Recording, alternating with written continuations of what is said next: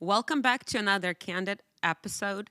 And I am excited about today's episode. I have my dear friend that is a guest on this episode. Her name is Stefanie Overstreet.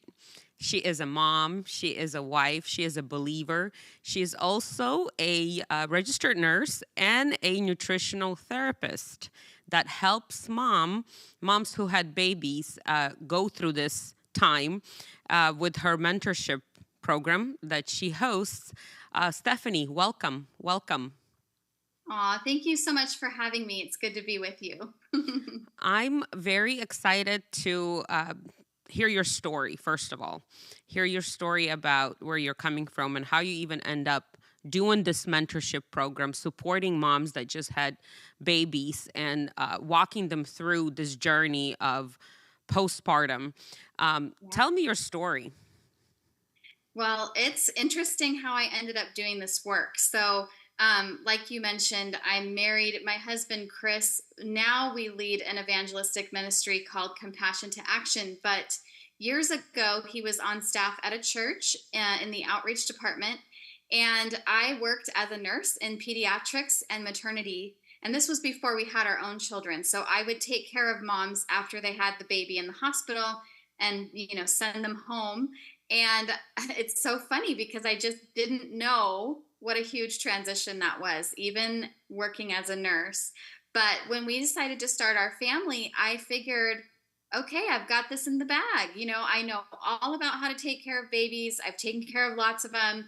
I know all about, the how to take care of moms. And right after I gave birth, it was just like this switch was flipped and there was a lot of anxiety and I just felt so lost and almost like it was so different to be on the other side of it.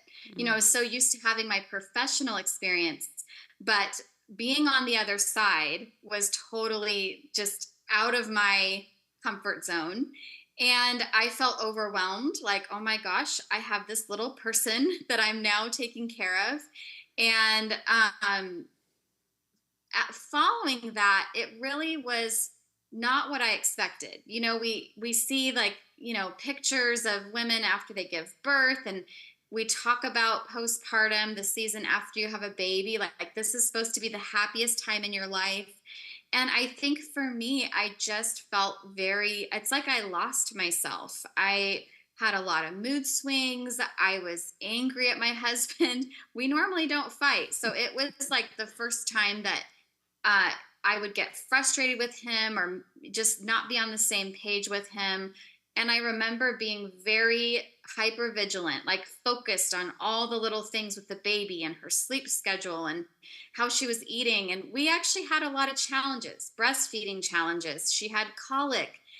It just was, I was not doing well emotionally. I was not myself. I wasn't handling stress well. She was struggling with some different things. And we were just a hot mess. And I did kind of try to write it out. I had a lot of confusion because I thought, well, maybe I'm just not transitioning to being a mom very well. I just kind of felt like I was failing at it, and I just thought oh, it just must be me. Everybody else seems to do this just fine, and then finally, I think my daughter was about 4 months old, and I volunteered at a pregnancy center at the time. And I knew that we could refer moms to a program for some support. I had been trained on that. So I actually just referred myself, went into the pregnancy center and referred myself. And so what ended up happening was I realized that I was dealing with a pretty severe case of postpartum depression and anxiety. And that I looked for support. I looked for resources. I did do some counseling, which was great. And it kind of helped tide me over. But I really did not feel well in my body. I had a lot of fatigue.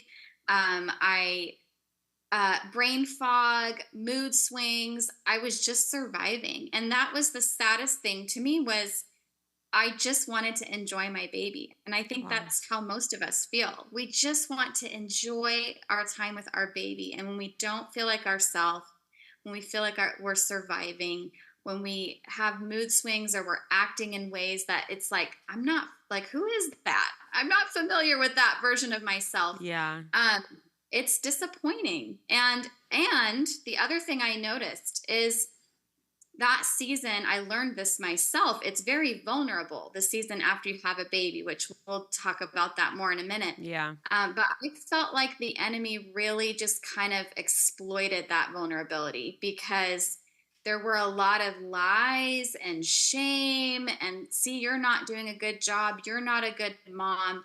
And it was like the evidence was there, because I Yeah. could point to all these ways that I was failing or not being patient enough with my baby or just not enjoying being a mom. I felt so much shame about not enjoying it. And then it was like the lies and the shame just kind of piled on there. So after that experience, it took me about 14 months to feel like myself again. So that was a rough season.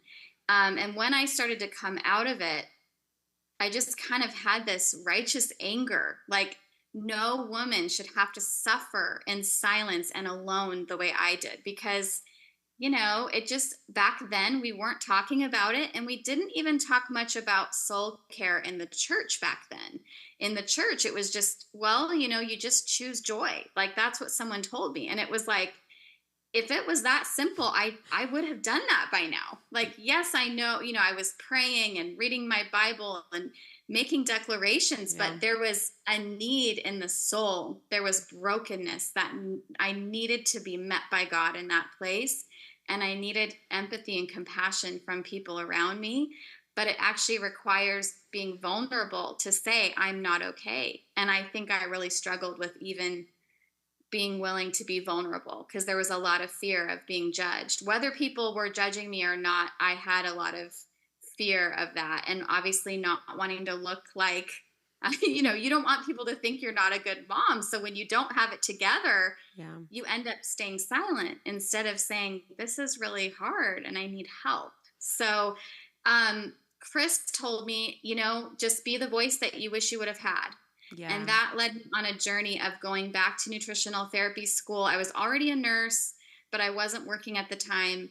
I went through nutritional therapy school and then I started working with postpartum moms virtually to support them so they could have a better postpartum experience. And that was how the Peace Method, which is my signature approach to postpartum, it was birthed in preparation for having our second baby because I was just determined not to have the same experience again because I saw not just what it did to me, but I could see how my family suffered. When I wasn't doing well, it affected our daughter and my husband. And so the Peace Method is really just 5 categories that cover those foundational things that I wish I would have known that first time. So each letter of the word peace stands for a category. So P is practical needs and support system.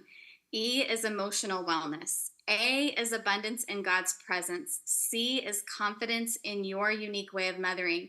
And E is expectations that are life-giving and full of grace. And I share that now because as we have this conversation and dive into some postpartum stuff, you're going to hear me reference a lot of those things. And that really is how we know that those categories are really just those foundational things that I want women to know. And so now I have a whole curriculum that I walk them through and coach women through inside of the mentorship. So So that's my story. That's how I ended up doing what I'm doing now. I think that's so powerful because I myself experience what we call a postpartum depression, maybe not as severe as yours, but I wish I would have known and I would have more support. I wish my husband would have more support because, we talk about women, but how about the husbands? Because maybe they don't go through it in their bodies, but they go through it because you're going through it. They see you suffer, they see you go up and down. I remember I had my daughter and I long for her, not just only expected to have her, like, oh, we're expecting. I'm excited. I want to have a baby. No, because our first baby died and I was longing to have a baby. I've always wanted to be a mom. I wanted to have 4 children. I just love kids. So when she came, it has to be the most exciting moment in my life, and it turned out to be very sad. In one hand, I'm holding a promise, I'm holding a blessing that I long for, and I'm excited, and I should be happy. But and then in the other hand, like I'm depressed, I'm sad. I remember Andre would come home, I'm crying. He would leave, I'm crying, and he's like, "What's wrong with you?" I'm like, "I don't know. I'm just sad." He's like, "Okay, let me pray for you." He prayed for me. I mean, we did everything we knew what to do, and I love what you say that um, I I mean, I wish it would be as easy as like choosing joy. And again, we choose joy every time. Like when I would Right. feel this way, I'm like, God, I choose you. And I would Yeah. choose joy over and over again. But something was happening in my body that I could not explain. It wasn't normal for me to feel, to be depressed. I'm not gravitated towards like negative feelings or emotions. I'm a very happy person. Mhm. And for me, it took about 4 months. And I wish that there would be women that would share their experience, would say, you know what, you're not alone. I felt Yeah. the same way, and just support me in that moment. And I love that you share that there's shame that is Mhm. attached to that and guilt, like you're not good enough. And again, Mhm. it's such a voice of the enemy because he would use anything in our life just to bring us down and just to cover us in Mhm. shame and in guilt to keep us there. And I remember during that time, I did not want to be around people. Yes, me too. Like I did not want to see anyone.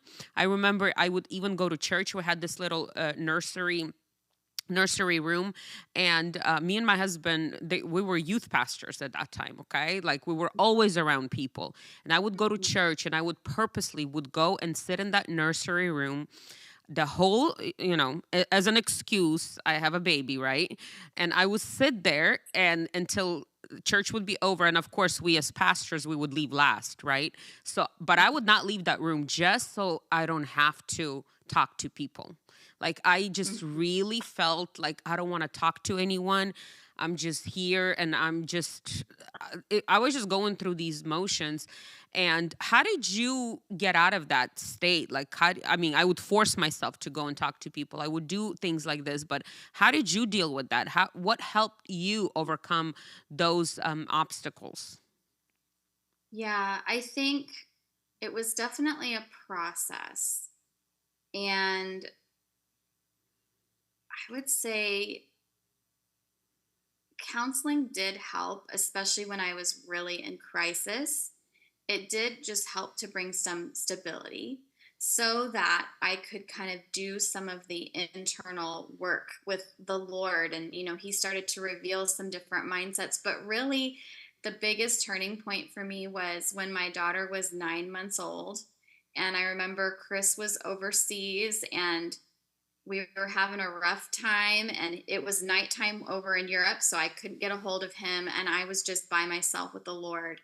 And I remember leaving her in the crib, and she was crying, but I just was at a breaking point, so I needed to just leave her in a safe place and go to the other room. And I just remember going in my closet and just being like, God, where are you?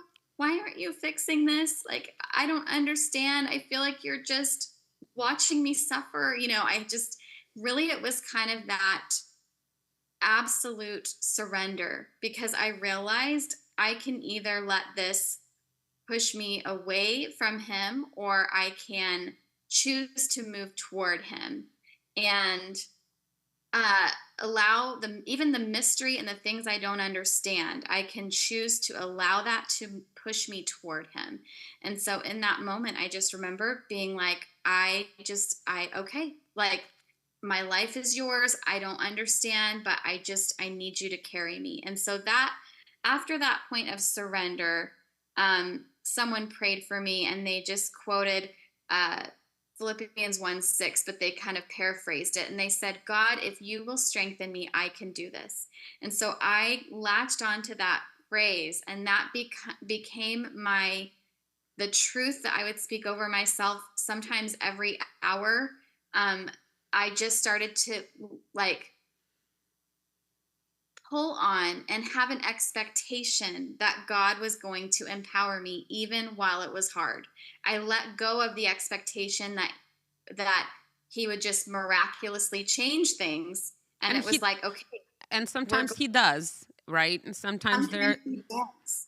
And I think it's realizing however he wants to encounter us and do the work in our lives, it's surrendering to that, right? And knowing he can absolutely do an instantaneous miracle. Sometimes we want to be delivered from something, and God says, I'm going to deliver you through it. I'm Come going to on. walk you through it. And that for me, that was my testimony. It was the actual walking through it step by step with him.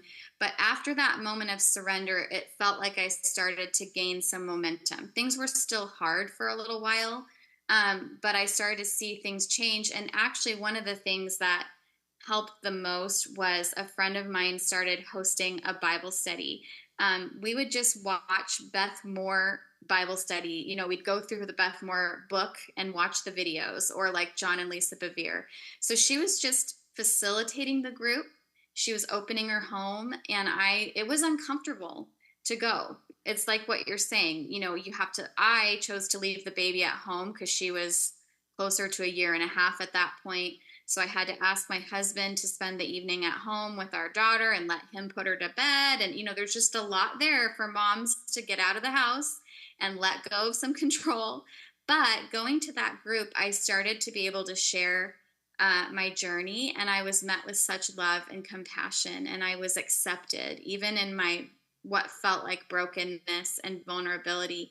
And that was really healing for me. I think that was one of the biggest catalysts for healing. Yeah, I think it's great that we have counseling and all of those things. Sometimes people say, no, just spray and don't use anything else, no other tools. But I think sometimes it takes both. Sometimes it takes, Yes. you get a miraculous breakthrough right away, and sometimes it's time. And, Mm-hmm. sometimes you walk on water, sometimes he parts the sea. It does not, and Yes. we put so much emphasis on how we going to get delivered that we get so Mm-hmm. discouraged that it doesn't happen this way. But Mm-hmm. I think true surrender is when we say, God, however you're going to do Yes. this. My part is I'm going to stand in faith. I'm going to hold on to you because you're Yes. my only hope in this moment. But Yes. however you choose to deliver me, I am ready. Whatever it's going to look like, I surrender. And I think in those moments when we take God off of our expectations and how it's supposed to look like, God comes through in such a powerful way. He strengthens us in that journey, in that moment, because in our deepest pain, God births something beautiful in us. We become who He created us to be, and our destinies are birthed. So I think it's so important for women or anyone to know that stop putting Mm-hmm. expectation on how it needs to be. Just surrender that sphere to God. And even in my case, I remember it was 4 months, and my daughter was 4 months old already. She was and again, there's so much to postpartum. It's not only just depression. I think it's so many changes at once, and Mm-hmm. especially if first-time moms, I think it happens Mm-hmm. more often to Yeah. first-time moms. She wasn't latching on. I could not, and my dream was to nurse, and she wasn't nursing. She was taking naps 15 minutes at a time, only if I Mm-hmm. hold her. So Yes. my husband is gone ministering so much. In your case, the same thing, right? Mm-hmm. And it's just my life completely changed. I was outgoing. I was going everywhere with my husband, ministering together, doing everything together. And now all of a sudden, everything came to a stop. Mm-hmm. Everything. And not only that physically I feel not well, now all of these changes at once. And I remember, I'm sure people would be able to see that I was not doing well. But again, I wasn't talking about it, right? I would only tell my husband that I don't know what's wrong with me, and we would pray together. And he's like, I don't know what's wrong with you either. And she was about 4 months old. And my pastor at that time, he came up to me and he's like, Natasha, I need you to start a small group for the young girls. And they really love you. We had a lot of youth come to our church at that time. He's like, Andre's doing small groups with boys. Can you just take this on? And inside, I'm like, please, okay? Can somebody take me on at this moment? Can somebody? Yeah. Because I cannot carry anyone else right now. I need someone else at this moment. I need someone to carry me. And I remember I came home and I started praying. I'm like, God, and I had like few confirmations that this is something that I should be doing in this moment. And I came home and I started praying. I'm like, God, I don't know what it's going to look like, but if this is you see that it's hard for me. You see that there's so much that is happening in my life. I don't know what's happening.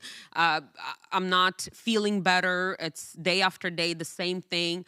But I say, you know what? If it's you, I surrender. I say yes, and I'm going to do what you're asking me to do.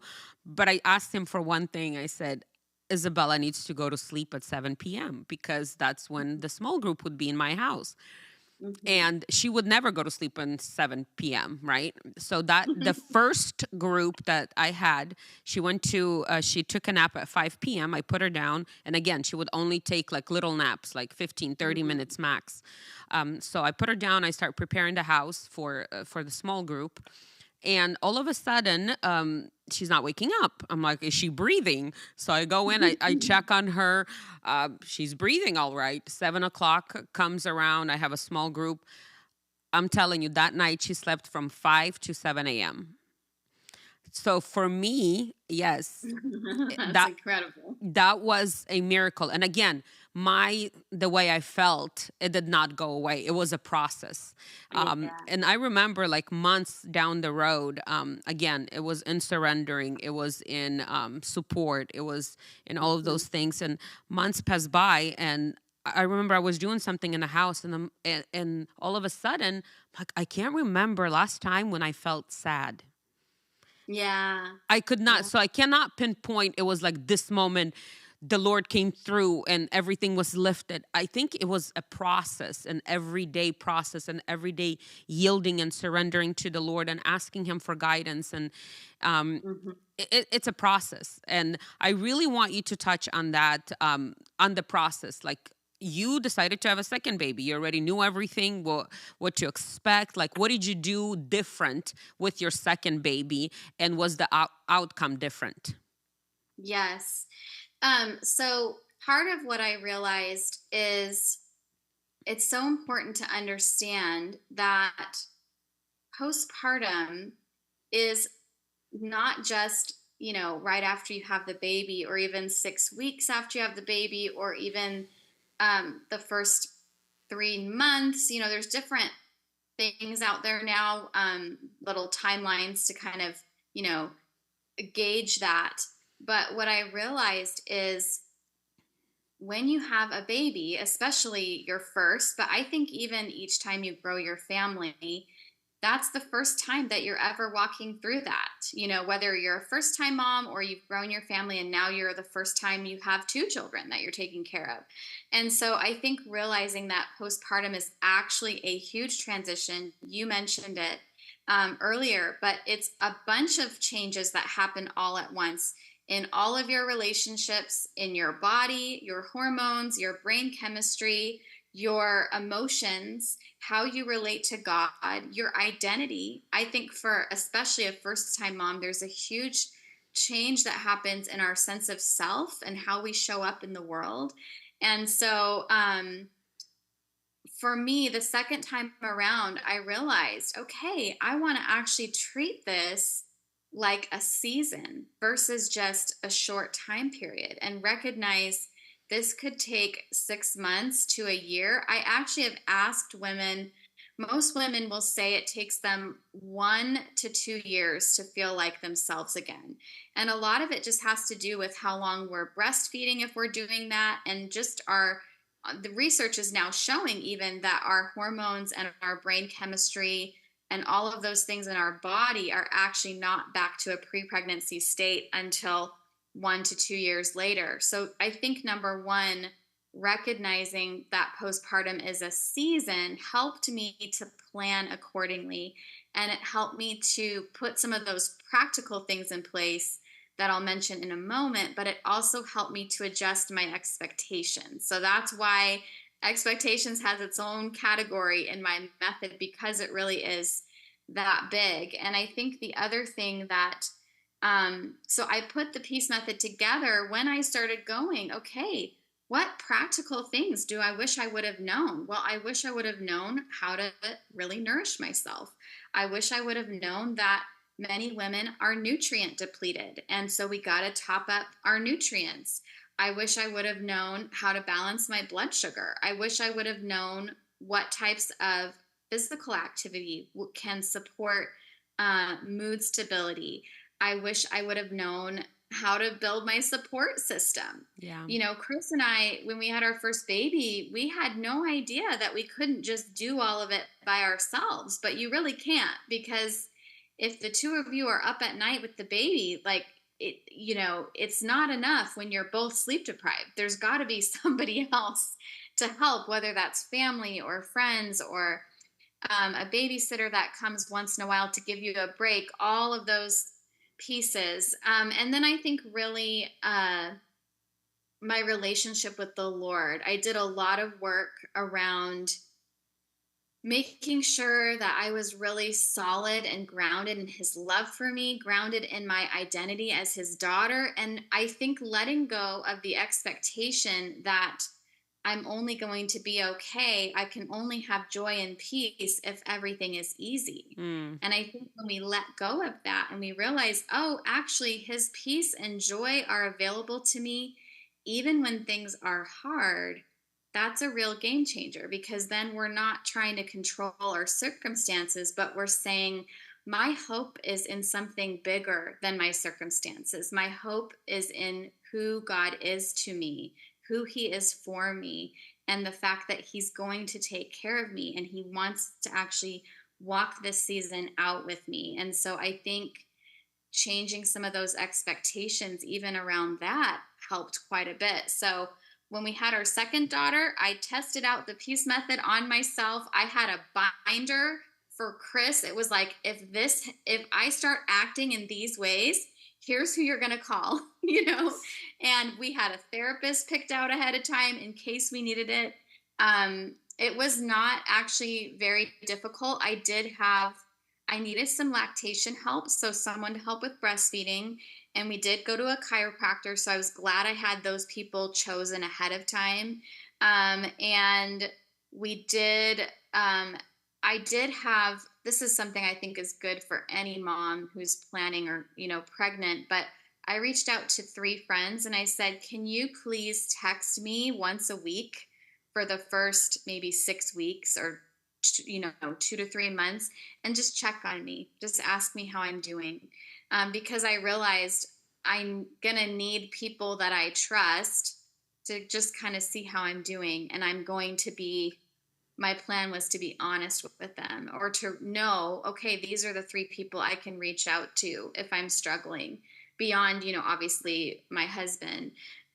So our second baby was so different. The experience was so different. And I think it was because I was such a different person. God really, it's what you were saying earlier, the process that he took me through, really out of my deepest pain, he helped me to step into who I truly am as a mom. And so I walked out that second postpartum completely differently. Not that there weren't hard times, but I just had such a better foundation of how to handle those in the practical sense, but also in the emotional wellness sense, and also when it came to the spiritual side of it. That's really good. I think that's so important for people to hear, that your pain is not going to be wasted. Yes. And I love that with Jesus, that no matter what we go through, it's not him that's sending us these Right. difficult, that's important to know, because some people will say, well, the Lord, he wants me to be better, therefore he's sending this my way. Like, that's such a lie. No father wants their children to struggle, but he can Yeah. redeem every struggle. He can Yes, redeem absolutely. every pain. He can Yeah. redeem your darkest moments. He can redeem Mhm. your brokenness and turn it for your own good. And Yes. I love that there no pain will be wasted with Jesus. So no matter what you go through, don't waste your pain.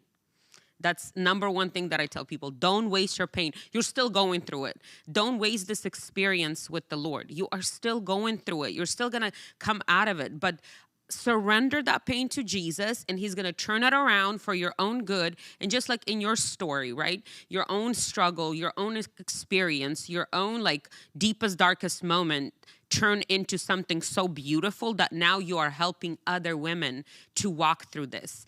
And that's so beautiful. I love that about Jesus, that this is what he does. Yes, it's beautiful. And that really is the hope, right? Like you know, life will throw us curveballs, hard things will happen, but there's so much hope when we realize that when we surrender it into his hands, he's capable of making something beautiful out of it. So how did you end up you're doing this mentorship program? So you went back to school and you become the nutritional therapist for this Mhm. specific reason, right? Yes. Yeah. I knew I wanted to support postpartum moms. And so I went back through a 9-month program to kind of just up my uh, skills and what I could offer. And after I graduated that program, then we got pregnant with our second. And so I was, you know, taking all of that nutritional therapy information, like understanding blood sugar regulation and understanding how to replenish nutrients and understanding how to support hormone balance, because a lot of women will say it's the postpartum hormones, they took me for a ride. And there's just so much that when we have a better understanding of what's going on in our body, then we can actually make decisions to support that versus doing things that unknowingly make it harder. And I think the first time around, I did a lot of things that unknowingly made the situation harder. So the second time around, I did a lot of preparation. I graduated school, had our first baby, and then a couple months in, I started working with women one-on-one. I was postpartum myself, and I started working with women one-on-one. And then I always imagined leading a group because I know that the isolation, the shame, the guilt, kind of this message of you're the only one, there's something wrong with you. If other people knew what's going on with you, you would be judged or you would be looked down on. That narrative that I think a lot of us bump into sometimes. I knew that power of being in a small group would break a lot of that shame and isolation. So after working with women one-on-one for a while, I had written my program during that time. So all of these audio sessions that you can listen to, practical activations that you can do while you're feeding the baby or doing the dishes. The program was written when I was postpartum. So it was written for busy postpartum moms, not like you have to sit down and watch a bunch of videos and, take a bunch of notes, because that's just not the season. But I went ahead and put the program together and then started leading groups through the program about a year and a half ago. And I've worked with women who some are pregnant and they want a different postpartum experience the next time. And so they're wanting to know what to do ahead of time and prepare. And they have had much better experiences the next time around. And I love getting to check on them after they've had their baby. I've had other women that have come to me early on in postpartum and wanted to avoid having a difficult situation. So they were getting the support on board early, and they kind of know, okay, I want to know, what supplements do I need to take? What things do I need to do? How do I build my support system? And then I've had a lot of women that come to me struggling in some form or fashion and needing that support. And it's amazing to see the transformation that happens where they walk away feeling more equipped, more confident, more peaceful, more just in touch with who God designed them to be as a mom, which leads to more confidence. And I think just feeling stronger in their identity. And then the practical side of things is just really helpful because when we know how to nourish our body, how to support ourselves, handling stress, those very practical things, that's where we start. That really supports things like mood and energy and getting rid of brain fog and making sure we're able to sleep. A lot of those things we see change in the beginning even, which is really wonderful. Yeah, I love that your group is not only specifically, targeting people that are going through a postpartum depression. It's actually a preparation for postpartum, for motherhood. And I love that because we all need support, right? Some people feel, oh, well, I'm not as bad, therefore I'm not going to go and seek professional help. I'm not going to go to the doctor. I don't want to be labeled that I have depression, especially in our religious communities, right? In our Christian world, like we don't want no labels, right? We don't want anything like that. So it prevents people from seeking help. Then it's not talked about in their communities. Everything is, because there's shame that is attached to that. Well, what's wrong with you? I thought you were a minister's wife, and what did you probably like, what sin did you commit that you are dealing with this? Yeah, because totally. because I remember when we lost our first baby, it's as painful as it was. Like, some people would say, I think God is punishing you for something, you for some kind of secret sin, or people say dumb stuff sometimes. But because of all of that, and you're already feeling shame, you're already feeling this condemnation and this guilt that you are not speaking out. So I love that it's in your group that you're doing and you're hosting. It's virtual, it's online, right? It's something that you can do it from the comfort of your home.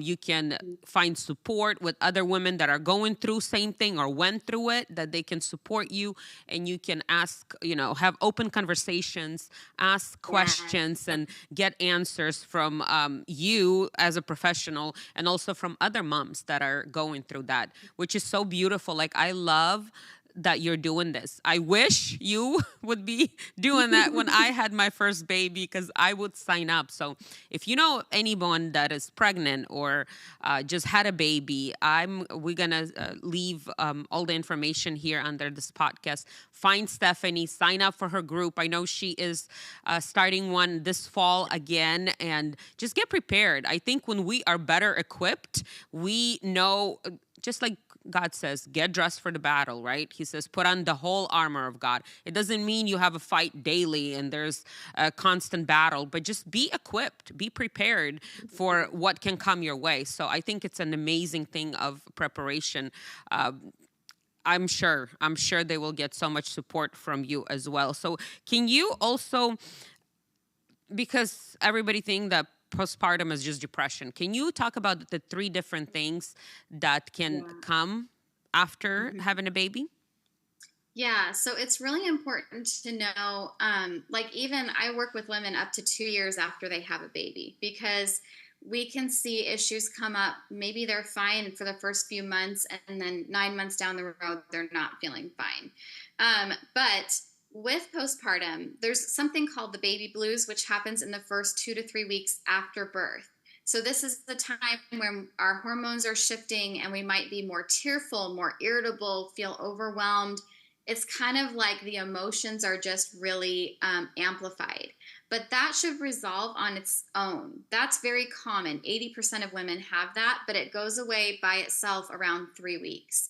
Then there's something called postnatal depletion, which is really just that our nutrient stores are depleted after pregnancy, because when we are pregnant, our body takes everything that we eat and our prenatal vitamin, and it prioritizes the baby's development first. So the body will actually rob nutrient stores from the mother in order for that baby to get everything it needs. And so more often than not, we can have some depletion going on, which means that we're going to feel exhausted, brain fog, like just fuzzy, having difficulty concentrating, mood swings, anxiety, feeling hyper vigilant, like hyper focused on all of the details.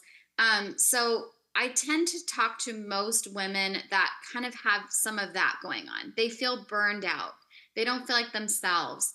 Things are just a bit off, mood swings, but they wouldn't necessarily say that they have postpartum depression or anxiety. And so I think a lot of women probably fit into that depletion category. And that's where this kind of support can make all of the difference, because we get those tools on board and you're feeling much more like yourself again and able to enjoy this season so much more. And then there is around, statistics say 1 in 5, it could be more than that, who have more of a postpartum depression and or anxiety type picture. So that looks like those symptoms I described earlier, but they are more pronounced. So things like anxiousness, overwhelm, feeling sad, crying spells, changes in how you eat or sleep, feelings of worthlessness or shame, not wanting to be around people, feeling isolated. It's just insomnia. There can be some other physical symptoms, but it really is just like a more it's a more pronounced case of struggling and not feeling like yourself and having some of those signs. So it's important to kind of understand that those are different, because some women might think, well, I just have baby blues, but maybe they're more over in the postpartum depression or anxiety side of things. And that can even be a scale. You don't have to have all of those symptoms to be in that category. You may just have 1 or 2. You might have a mild case. You might have a more severe case like I did, or you might find yourself somewhere in the middle where there's just some depletion going on. You're feeling really burned out and exhausted, but maybe you're not struggling quite as much with some of those mood and, emotional type symptoms. So that's how I would explain that. But it's helpful to understand, because if you think about it, this is the last thing I'll say on this topic is when we're pregnant, we are taken care of monthly, those first couple of months, and then every other week towards the end of pregnancy, and then every week at the end of pregnancy. And so for 9 months or 10 months, we are really well taken care of. But after we give birth, we might have one visit with our OB. If we have a midwife, we might get a couple of visits, but usually all of that postpartum care is done between 6 and 12 weeks postpartum, and then you're just on your own. But that postpartum transition is lasting quite a bit longer, 1 to 2 years after birth. So women are just kind of like left to their own devices for quite a bit of time, when actually that is still a transition period where we could really benefit from having someone take care of us. That's something I was talking to about with somebody recently, is there's no shame in, as a mom, after you've had a baby, so much of the focus is on the baby, but there's no shame when, as a mom, you need someone to take care of you. Yeah. Because it's just a huge transition that we just, I think, don't realize sometimes. It's true. It's true. What are some common myths about postpartum that you find yourself debunking? I would say what we just talked about. So understanding those different categories and understanding that postpartum lasts longer than 6 weeks or even 2 to 3 months. And that also kind of overflows into one of the biggest myths, is the idea of bouncing back postpartum. Yeah. Bouncing back if you have a baby. There's just no such thing, because you're a different person, especially after you have your first. But even after you have your second and third, God is so good that I think he designed postpartum to help us uncover more of who he truly designed us to be.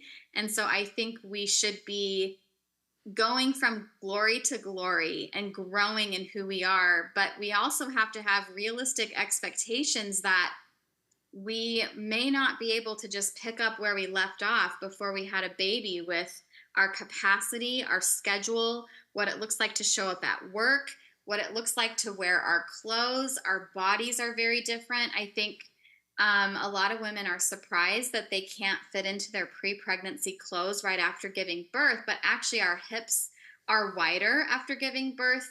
There's a relaxin hormone that actually makes even our feet bigger sometimes. It It did. changes I'm telling everything you, about our body. my Yeah. my feet grew. I used to be Yes, seven they and a do. half, and now it's 9. Yep. And I think it happens with each baby because I noticed more after my second baby. And you have that relaxin hormone, not just when you're pregnant, but while you're breastfeeding. So some of the myths too are with postpartum, if you're breastfeeding, you're really postpartum, like in the thick of it until you're done breastfeeding Mm. because you still have this altered state of hormones. So those are some of the most common myths. And I think the other thing too is just things like we can have this expectation that we should immediately bond with our baby and immediately love this new season that we're in. And I just want to normalize that you can love your baby and be growing in your bond with them and still have a hard time with some things. And you're still a good mom, even if it doesn't look like perfection and like you have it all together. Those outward things don't define, what a good mom is. That's so good. Expectations, I think is a big one because my Hmm. expectations were like a Hallmark movie scene, I I'm know. having a baby, I look great, everything is just beautiful, I have time for myself and all of that. But in reality, it's nothing. I mean, it's far away from that, right? So expectation is a big one. So what would you suggest for husbands, right? What kind of Yeah. support or something for them to know? How can they support their wives during this time? Yeah. I think this could probably extend even beyond husbands, but Yeah. some of the best thing but I will speak to them Yeah. specifically. It's very hard when they didn't go through the experience of being pregnant and giving birth. So having a child happens within us, but it's outside of them. So the transition for them looks very different. Like for them, they're not as aware of how much life is going to change because they're not feeling the baby move inside them for 9 months, for all of these months. And they, I think it may even be just having a baby changes how life happens in so many unexpected ways.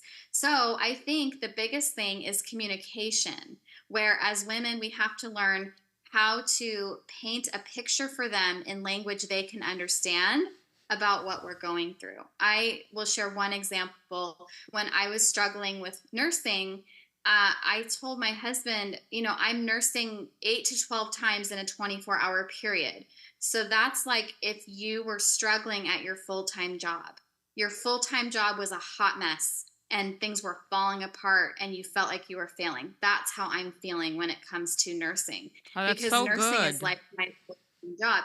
And I think when I painted it in those terms, he was able to understand a little bit better because he just, he they don't know what they don't know. But I think too for men it's hard because they can't fix it. They Mm. cannot fix it. They need support from other men where they can talk to somebody about what they're experiencing because most of us do have this experience of wow, life really changed and here's what it was like for us and this is yeah, it is hard when your wife is not she's not quite herself and she's not going to be quite herself for a little while. But I think too, the best thing they can do is, and this extends to other people, is validate and encourage instead of trying to fix, instead of giving advice. If a mom has had a baby and you ask her how she's doing, you just want to validate, which says, "I hear what you're saying. I'm that sounds really hard," or just acknowledging that her experience is real instead of saying, "Oh, you'll be fine," or "Look, you can do it," or we want to just jump to encouragement, but we have to do the validation first, which looks like compassion and listening and saying, "I know this is hard, but you're going to make it through it. You're doing you're doing a great job." And yes, and then the encouragement piece. And then the other thing is, I think asking, "How can I help?" When my husband started to do that, I may not know. Sometimes I don't know how to answer him, but I find that when he says, "How can I help?" sometimes it's like, "Take this baby and I'm going to go for a walk." Yeah. Sometimes it's, "Call DoorDash. I need dinner delivered," or, "I need a night of sleep. Can you get up with the baby tonight and let me sleep in?" Or, if you can't, if he can't feed the baby, then maybe you have him get up with the baby in the morning so you can sleep in, or, something like that. They want to know the practical ways that they can help. So if you're preparing for postpartum and you have time ahead of time to think through some of those things, that can be helpful too. I remember on this topic, I remember I was so like, I put my mind to nurse my babies, right? I had Mm-hmm. such a hard time with Isabella, so I couldn't. So I end up just pumping for 3 months. Then I went back to work, and it was just miserable time. So I said, no Mm-hmm. matter what I do, I want to nurse my last two kids. Like, I really want to nurse them.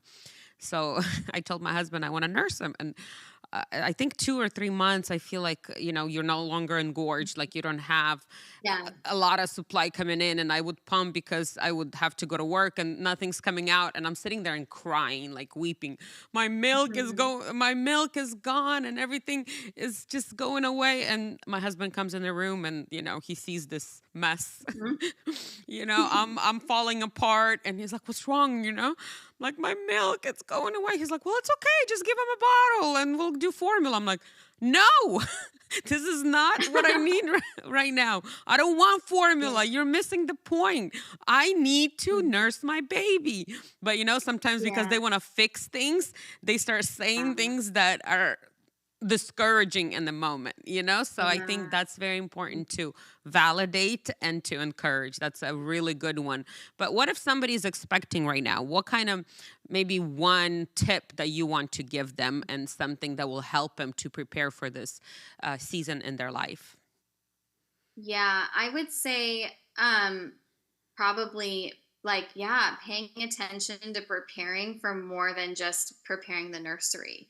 So really, like, if you are the kind of person that is really determined to nurse their babies, because that was me too, find a lactation consultant ahead of time, because you're going to want to call that person. Most people need a little bit of support in the beginning. That's just the norm.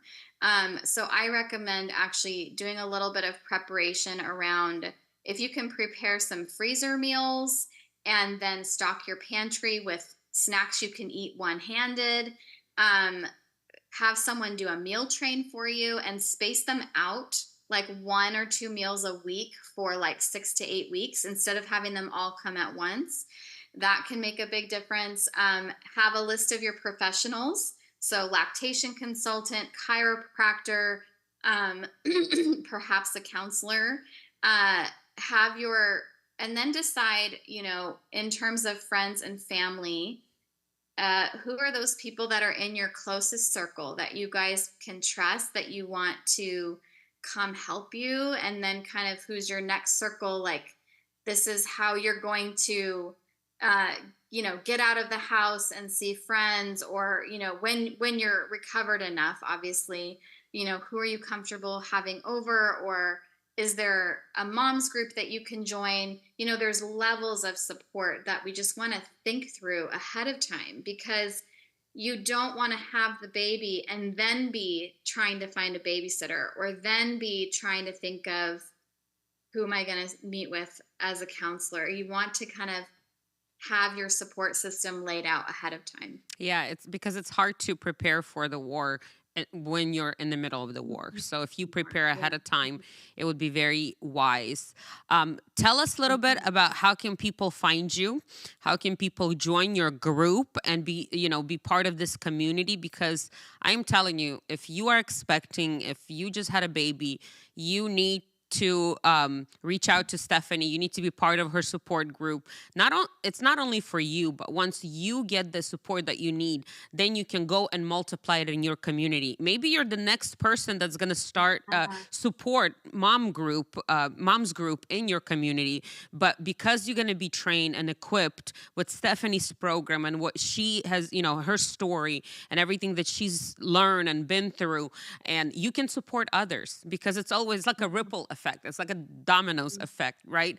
When we get healed, when we get whole, when we get our answers, when we overcome certain things, it's not only for us, it is for people in our life. It is for those around us. Just like you are the answer to so many women that are dealing with the same issue and maybe do not know who to turn to. And you created this space, you created this program, you went back to school, you studied nutrition just to support those moms. You first tried it on yourself during your second postpartum, and then you are sharing it with the world. And I believe that everything what God gives us, it was never meant to be just for us. It's for people that are in our lives. So how can people find you? How can people get in contact with you? And how can they get equipped through your program? Yeah, so the best thing would be to come find me over on Instagram if you are on social media. That is where I hang out. I love to talk with women in direct messages and have conversation. And I just love to create some resources and just talk about like the conversation we're having here, bringing up a lot of those things over there. And so I would say that's one place. The other place is my website has kind of a layout of the features of the mentorship group, and I post on there when the next one is coming. I also communicate that to my email community and then to my Instagram community as well. And yeah, I agree with you. I think often I ask myself, why do women need this? Because there might be women that are like, oh, I'm okay. Maybe I have a couple of things, but I'm just going to kind of get through it. But the reality is that we are his daughters. And I think his heart for his daughters is for them to flourish and really thrive and not just kind of survive or get through postpartum. But his heart is actually to encounter them and to love on them and grow them into more of who they are designed to be. And one of the things I've seen is it doesn't just affect, it's not just because we are valuable as his daughters, but it affects how we show up for our kids. And most moms, they want to show up well for their families. And so taking that step to get that support is one of the best ways that we can love our family well, is by making sure that we have what we need. But I've also seen many of the women on the other side of working together, they start moms groups, they start things, worship gatherings in their homes. It's like they start to feel like themselves again, and then they're able to step out into things that they enjoy. And so that's one of the beautiful things, is God doesn't just meet us where we're at in our postpartum season, but he actually has good things for us to step into, just like you're saying, the ripple effect. And it's just, I think that's what I wish more women knew, is that the season after you have a baby is not just a hormone transition, but it's a unique season designed by God, and it has a specific purpose. And so you can apply to join the program on my website, or you can contact me in DMs and I can give you directions on that as well over on Instagram. Yeah, thank you so much for having this conversation with me and bringing more light and awareness to this I would not say an issue, but to this season of women's Yeah. life after Mhm. everything changes. And I think healthy moms raise healthy Mhm. babies.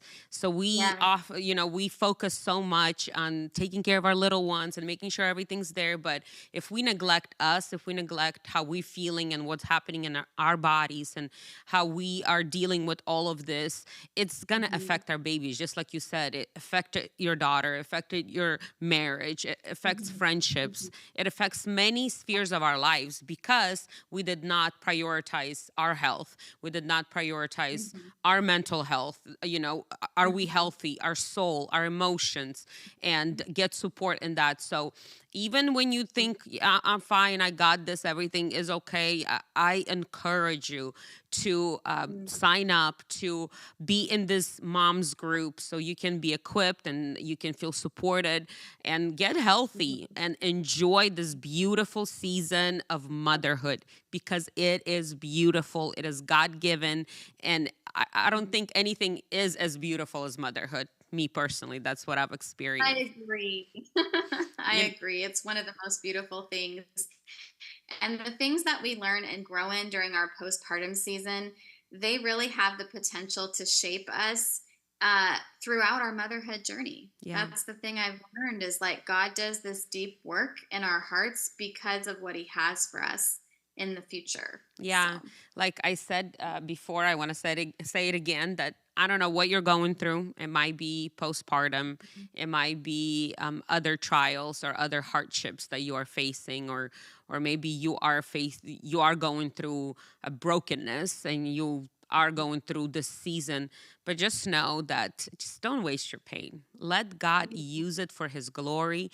Let God use it for to bring freedom to others. Because maybe, just maybe, this pain, this deepest pain that you are going through, is when your destiny is being birthed. It's a seed. It might be in the seed form, but that's when God is shaping you, just like you said, Stephanie. God is shaping you and who you were created to be. He is making you stronger. He is making you more compassionate. He is making you more wiser so you can go and be that answer, be Jesus to other people around, bring hope, bring joy, bring solutions to their problems. So don't waste your pain and allow us, yeah, surrender it before the Lord, and He will turn it yeah, into purpose. Just as He did for yeah, Stephanie, now she's helping so many other women.